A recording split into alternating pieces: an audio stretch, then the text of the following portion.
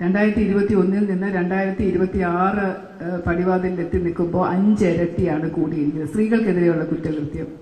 ഇത് എന്താ സംഭവിക്കുന്നതെന്ന് പറഞ്ഞാൽ ഇവിടെ ഈ ഒരു കേരളത്തില് ഇതിന് പ്രോത്സാഹനം നൽകുന്നതുകൊണ്ടാണ്. ലവ് ജിഹാദ് പോലെയുള്ള അതിക്രൂരമായിട്ടുള്ള കുറ്റകൃത്യങ്ങൾ വരെ നടക്കുമ്പോൾ കണ്ണടയ്ക്കുന്ന ഒരു സർക്കാർ, ദൈവവിശ്വാസം തൊട്ടു തീണ്ടിയിട്ടില്ലാത്ത മന്ത്രിമാരും ഭരിക്കുന്ന ഒരു സർക്കാർ ആകുമ്പോൾ 100% അവർ സ്ത്രീകൾക്ക് നേരെ നടക്കുന്ന കുറ്റകൃത്യങ്ങൾക്ക് യാതൊരു പ്രാധാന്യവും കൽപ്പിക്കാറില്ല.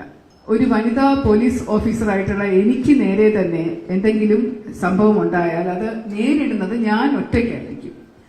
എന്റെ കൂടെ നിൽക്കാനോ എന്നെ ഒരു സപ്പോർട്ട് ചെയ്യാനോ എന്റെ DGP പോലും അന്ന് വരില്ല. ഇതിനെക്കുറിച്ച് പരാതി പറയാനിട്ടല്ല, പക്ഷെ പറഞ്ഞു കഴിഞ്ഞാൽ ഒരു സപ്പോർട്ട് സിസ്റ്റം കിട്ടില്ല. കാരണം DGPക്ക് എന്നെ സപ്പോർട്ട് ചെയ്യണമെന്നുണ്ടെങ്കിൽ അദ്ദേഹത്തിന് രാഷ്ട്രീയമായിട്ടുള്ള അനുവാദം വേണം. അപ്പൊ ഈ രാഷ്ട്രീയമായിട്ടുള്ള സ്വാധീനം പോലീസിൽ ഇത്ര കഠിനമായിട്ട് നിലനിൽക്കുന്നത് കൊണ്ട് മാത്രമാണ് സ്ത്രീകൾക്ക് സുരക്ഷിതത്വം ഇല്ലാതാകുന്നത്. അത് പോലീസ് ഡിപ്പാർട്ട്മെന്റിലല്ല, സമൂഹത്തിലല്ല, എവിടെയാണെങ്കിലും.